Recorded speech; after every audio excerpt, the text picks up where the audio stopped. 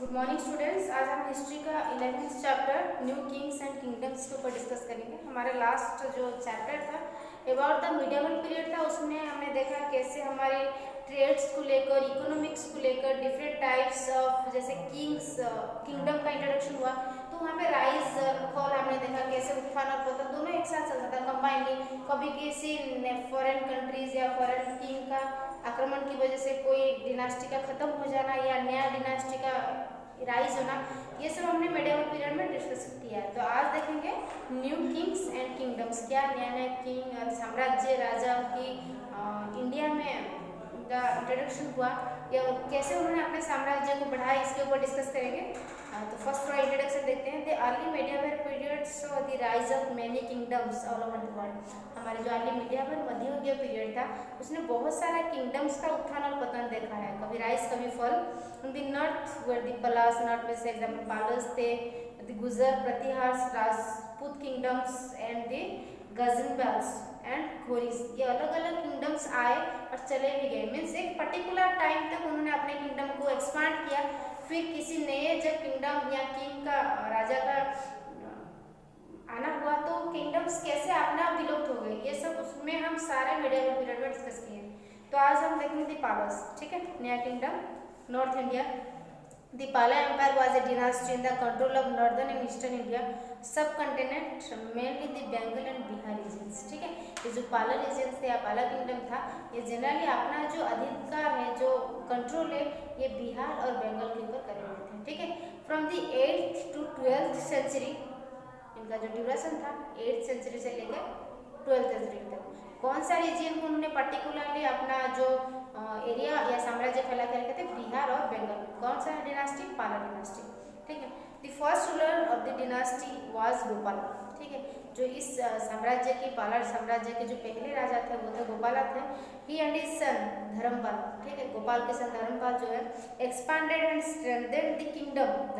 इन दोनों ने ही बहुत कोशिश किया। गोपाला जो फर्स्ट राजा थे और उनका बेटा गोपाल धर्मपाल, ये दोनों ने बहुत अपने जो पावर्स थे उन्होंने यूज करके अपने जो किंगडम को बहुत ज़्यादा एक्सपांड किया था, एक्सपांड एंड स्ट्रेंथेंड, और ज़्यादा मजबूत भी बनाया था। Dharmapal also encourage trade with South East Asia. ठीक है, आपने जो बिजनेस था, ट्रेड, उन्होंने साउथ ईस्ट एशिया के साथ बहुत मजबूत बना दिए थे। Devpal was another powerful ruler. ठीक है, गोपाला एंड आपका धर्मपाल के बाद देवपाल आए, जो भी बहुत, ये भी पावरफुल शासक थे। He conquered some part of the present day Assam. उन्होंने आसाम के कुछ पार्ट को भी अपने किंगडम, अपने अधिकार में लाए थे। एंड उड़ीसा, उड़ीसा के पार्ट का, उड़ीसा और आसाम के कुछ पार्ट को देवपाल जो है वो अपने अधिकार में लाए थे। आफ्टर हिज डेथ, उनकी मौत के बाद, द किंगडम बिकेम वीक। ये पाला डिनास्टी धीरे धीरे कमजोर होता चला गया। कोई अच्छा शासक नहीं मिला जो इस डिनास्टी को आगे बढ़ा सके। The empire eventually disintegrated. Disintegrated means फिर टूट गया, मतलब जिस वे से या जिस पॉजिटिवनेस के साथ वो आगे बढ़ रहा था 12th सेंचुरी में, फिर धीरे धीरे डिसइंटीग्रेट, टूटने लगा। ठीक है, under the attack of the सेना डिनास्टी। सेना डिनास्टी सेना साम्राज्य है, जिसकी वजह से इसका वजूद धीरे धीरे कम होने लगा। The Palas were great patrons of art. ये ज़्यादा जो जिस चीज़ को ज़्यादा एम्फेसाइज करते थे, आर्ट, पेंटिंग, स्कल्पचर्स, ये सब को ज़्यादा एम्फेसाइज करते हैं। Casting in bronze and metals made great progress. इनकी पीरियड में ब्रोंज और मेटल्स का प्रोग्रेस ज़्यादा हुआ था। लोगों की बीच में लोग जनरली ब्रोंज और मेटल्स को ज़्यादा यूज़ करते थे। The statue of Surya is a remarkable outstanding masterpiece. इस समय इस जो पाला डिनास्टी का जितना भी मास्टरपीसेस होते हैं, जितने भी स्कल्पचर्स होते हैं, जिसमें भी उन्होंने स्टैचूज वगैरह बनाए हैं, उसमें द स्टैचू ऑफ सूर्य, सूर्य के जो स्टैचू है ये मास्टरपीस है, आज भी हमारे लिए एक एग्जाम्पल बनते हैं। ठीक है, तो हमने फर्स्ट डिनास्टी को देखा, पाला डिनास्टी। मैंने कहा ये एक पर्टिकुलर बिहार, स्टार्टिंग में बिहार और बंगाल के कुछ पोर्शंस को अपने अंडर में लाए थे। इनका जो पहले राजा थे वो आपका गोपाला थे। उनके बाद उनके बेटे धर्मपाल, ये भी उड़ीसा और आसाम के कुछ पार्ट को अपने अंडर में लाए। देवपाल की कंट्रीब्यूशन की था, लेकिन देवपाल के बाद धीरे धीरे इस डिनास्टी कमजोर होता चला गया और 12वीं सेंचुरी में इसका डिसइंटीग्रेशन मीन्स टूटना शुरू हो गया, पतन शुरू हो गया, फॉल शुरू हो गया। ये जनरली ज़्यादातर एम्फेसाइज करते थे आर्ट, पेंटिंग, स्कल्पचर्स को। इनके टाइम में जो सूर्य स्टैचू है वो आज भी एक मास्टरपीस बन के हमारे सामने है। इस टाइम में जनरली ब्रोंज और डिफरेंट टाइप्स ऑफ मेटल्स का ज़्यादा यूज़ करवाए जा रहे थे। ये हो गया ऑल अबाउट द पाला डायनेस्टी। ठीक है, देन आप देखेंगे द गुजरा और प्रतिहारस। The Gujar और Pratiharas occupied a very place among the Rajput rulers. The Rajput rulers के ऊपर एक बहुत बड़ा जगह था इन लोगों का. They ruled in Avanti and some parts of Rajasthan. ये अवंती और राजस्थान के कुछ पार्ट्स को शासन किए थे, अपने अधिकार में लाए थे. इन कोर्स ऑफ टाइम, समय के चलते, they had become so powerful, ये बहुत पावरफुल बन चुके थे. And they defeated the Arabs and checked their advance into the heart of India.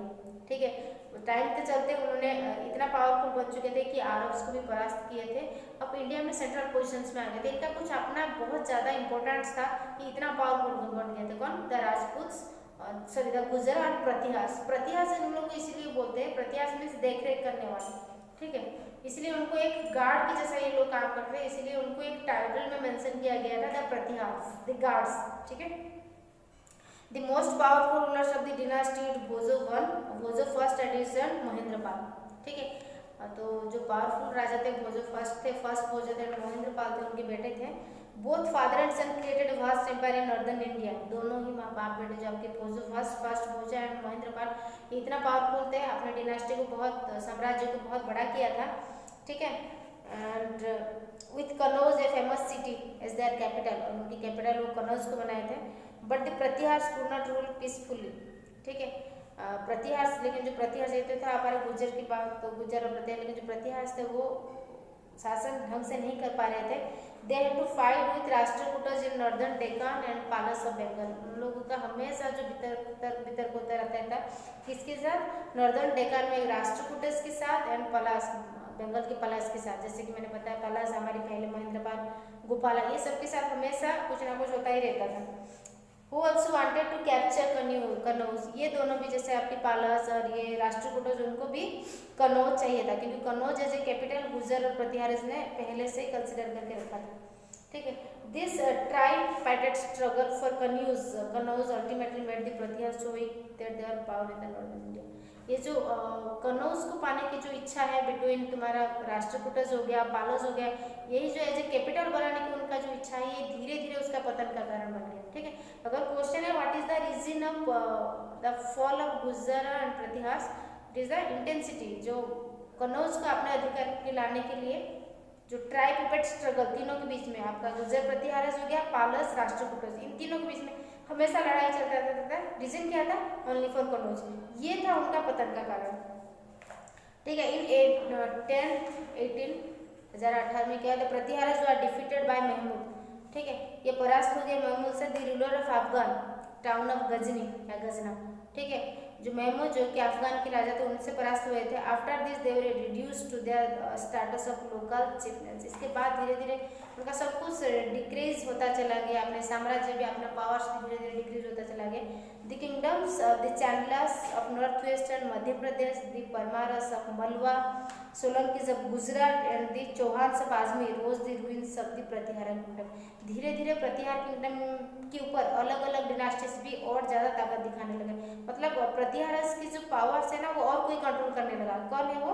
Northern western का जो चांडलास है मध्य प्रदेश, द परमारस मालवा के, सोलंकी गुजरात की सोलंकीज एंड द चौहान्स अजमेर की चौहान्स, ये सब धीरे धीरे उनका कंट्रोल गुजरात प्रतिहारस के ऊपर होने लगा.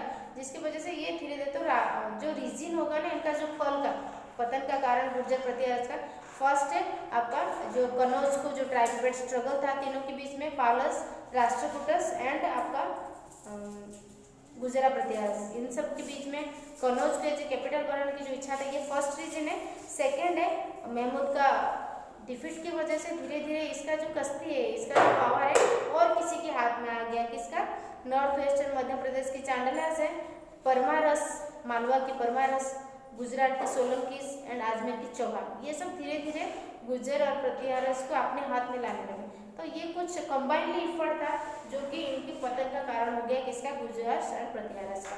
ठीक है, इसके बाद देखेंगे the Rajputs. Historians differ in their opinion regarding the origin and homeland of Rajputs. तो राजपूत को लेकर हमारे पास कोई स्पेसिफिक नहीं है. अलग अलग हिस्ट्रियंस अलग अलग बात करते हैं, कब इनका डिनास्टी का शुरुआत हुआ, कैसे इनका राइज फॉल, इनके अलग अलग मीन्स अलग अलग हिस्ट्रियंस का अलग अलग ओपिनियन आता है रिगार्डिंग राजपूत्स. ठीक है, सम हिस्ट्रियंस बिलीव दैट, कुछ हिस्ट्रियंस ये बताते हैं that Rajputs belongs to the foreign tribes like the Sakas. ठीक है। जो राजपूत होते हैं ये एक फॉरेन इन्वर्डर्स है, फॉरेन ट्राइब है, जिसको हम मतलब हमारे इंडियंस नहीं, बाहर से आए हुए जिनको साकस बोलते हैं। द प्रतिहास, द गुजरट्स एंड द हंस, प्रतिहास, गुजर, साकस में फॉरेन ट्राइब की तरह ये भी एक फॉरेन ट्राइब है। There are others who believe, और कुछ हिस्ट्रियंस ये भी बोलते हैं they descendant from the Aryan race, ये आर्यन रेस से मतलब एक डिसेंडेंट पार्ट है, मीन्स आर्यन रेस का ही एक नेक्स्ट जनरेशन से। It is likely that the Rajput were a mixed race. They were connected both the foreign tribes with the ancient Kshatriyas of the sun और सूर्यवंश, ठीक है। तो इसके लिए हम इसको एक पर्टिकुलरली कंबाइन लेके चलते हैं, क्योंकि अलग अलग हिस्ट्रियंस हमें अलग अलग ओपिनियन देते हैं रिगार्डिंग द राजपूत, इसलिए कंबाइनली इनको बोला जाता है लगभग। They are connected with the foreign tribes, ये फॉरेन ट्राइब्स से कनेक्टेड है विद द एंशियंट पुराना जो क्षत्रियस या जिसको हम सूर्यवंश बोलते हैं, ठीक है। And in the moon Suryavansh और चंद्रवंशी जिसको बोलते हैं, सबको कंबाइनली इनको बोला जाता है राजपूत। क्यों ना, अलग अलग हिस्ट्रियंस अलग अलग ओपिनियन देते हैं regarding the dynasty of Rajput. Some Rajput clans also consider themselves to be the descendants of fire family, Agnikul, और कुछ राजपूत होते हैं जो बोलते हैं कि हम अग्निकुला के हैं। तो यहाँ पे अलग अलग वंश, सूर्यवंश, चंद्रवंशी, अग्निकुला, तो खुद भी बोलते हैं कि हम कुछ हैं जो कि अग्निवंश के हैं। They believed that they were born from the sacrificial fire, वो बोलते हैं कि आग से ही बने हैं, हमारी जो क्रिएशन है ये फ्रॉम फायर हुआ है। The Tomars, the Chauhans, Solankis, Parmaras, Pratihars and Chandalas were the main Rajput clans of this period। इसी टाइम में मैंने अभी कहा था जो गुर्जर और प्रतिहार्स के डिसेंट्स के जो कारण थे, ये जो है उस टाइम के ये जो कुछ प्रमुख राजपूत डिनास्टी थे, क्या क्या था, तोमर्स, चौहान्स, सोलंकीस, कहा कि गुजरात की, परमारस, मलवा, प्रतिहारस, चांडलास, ये कुछ इंपॉर्टेंट प्रोमिनेंट राजपूत से उस टाइम के, ठीक है। तो सबके ऊपर हम डिस्कस करेंगे। तोमास दिल्ली के हैं, अजमेर की चौहान्स हैं, एंड आपकी सोलंकी गुजरात की, मलवा की, परमारस, ये कुछ प्रोमिनेंट हैं राजपूत जो कि उस टाइम पे बहुत ज़्यादा अपना पावर्स या ज़्यादा पावरफुल ताकतवर थे। उसके लिए हम नेक्स्ट पीरियड में उनके ऊपर डिस्कस करेंगे। इसके बाद आप लोग का मुस्लिम इन्वेजन है, बहुत इंटरेस्टिंग टॉपिक है ये, इसको एक बार घर पे पढ़ लीजिएगा, ठीक है। Thank you.